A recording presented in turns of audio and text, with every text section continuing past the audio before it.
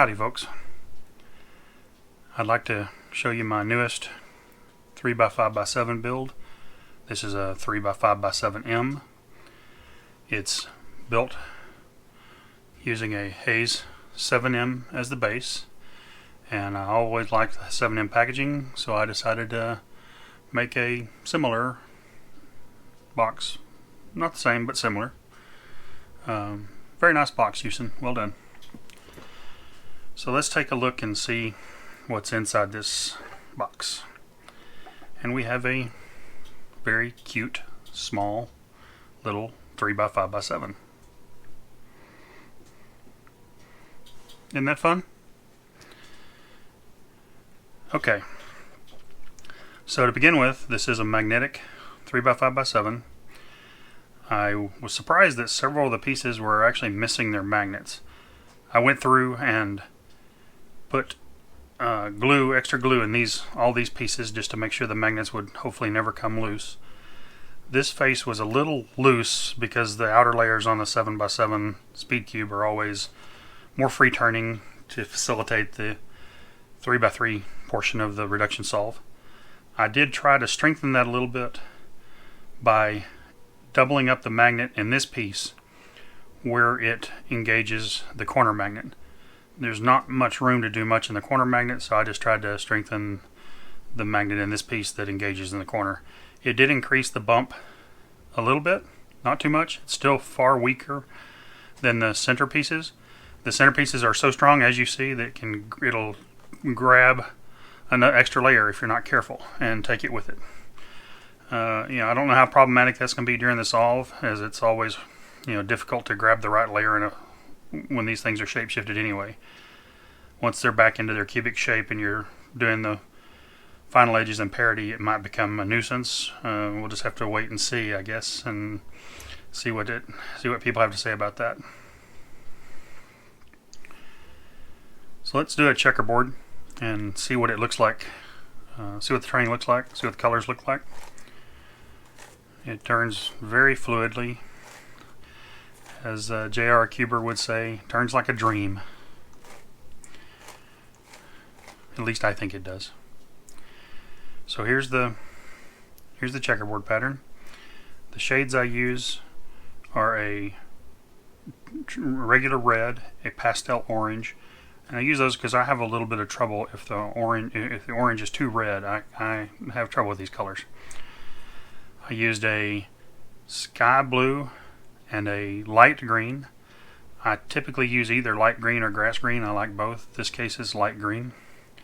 And I used a brimstone yellow and a white. These are all Oracal 651 vinyl. They were cut by me, designed by me, and cut by me. So it turns very nicely. This is a type of cuboid commonly referred to as an ultimate shapeshifter. And it's called an ultimate shapeshifter because it's a cuboid that has an odd number of pieces in each dimension. This allows it to shapeshift in every direction when scrambling. These puzzles get very mixed up, very jagged, but also very beautiful when scrambled. Another new addition to my builds is I've begun to add a internal maker's mark. I know several modders over the years have signed and engraved their names on the inside of the pieces. I took a little different approach. This is not 3D printed directly into the piece, but I do leave a void in the piece, and it's normally going to be the same piece as where I put my logo sticker.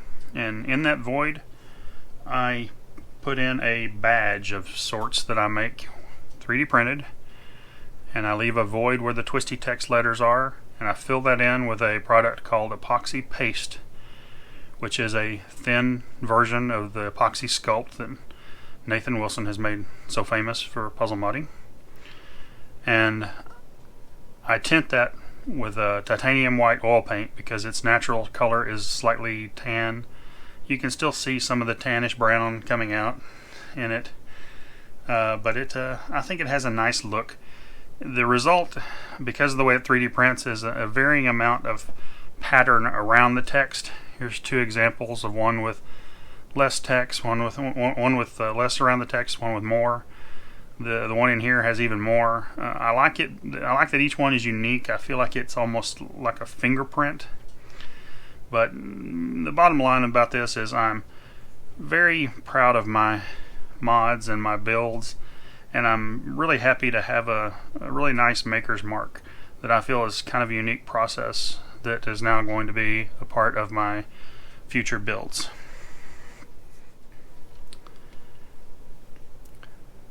This puzzle is being built as a gift for Super Antonio Vivaldi. I'm sure many, if not all of you, are familiar with his channel. If you aren't, you should definitely look him up. He's a master solver and a really, really nice guy. In one of his videos about the 3x5x7 personal history of the 3x5x7, of which he is an integral part, he mentioned offhand a phrase that struck me as the cuboid of his dreams. And so that caught me, and I decided I was going to take a stab at building what I thought might be the cuboid of his dreams. And so I built this, obviously from a speed cubing base. I took a lot of time, put a lot of time and effort in the finishing. It turns really, really nice. I think it looks really, really nice. Everything is smooth and polished. I always try to make things to the quality that I expect from like tray foam. And John has a tray foam 3x5x7 that he's had for many years. He's very proud of it, and rightfully so. Tray foam builds wonderful puzzles. He's a master builder, maybe the best of the best. I've always thought of him as someone to emulate. Even though I use a different technique, I want my puzzles to match his quality. Hopefully, every once in a while, I come close to that. But anyway, when I showed this puzzle off on Instagram, Cameron Patzer, good friend of mine, puzzle friend of mine, mentioned that this is what it will look like when it's mass produced. And I guess that is what prompted me to make the imitation Hays box for it. And I kind of laughingly think of this as my take on what a mass-produced 3x5x7 might look like if it is one day mass-produced. So I didn't invent the 3x5x7. This is just my version of it. But hint, hint to YuXin and Moyu and Calvin or anybody else out there that's listening. Somebody needs to mass produce a 3x5x7. It's a wonderful puzzle to solve. It's challenging, but not too challenging. I think a lot of people would really enjoy being able to purchase a mass produced 3x5x7. So please, one of you guys, make that happen. Really, make it happen. I'd just like to leave you with a few final thoughts, and one of which is I'd like to thank everybody for sticking around as I have struggled to get started with this. I decided that I just needed to do something to get started and find my way forward and improve my process and methods, and I hope it's not too annoying to watch my amateurish videos. Hopefully they'll get better.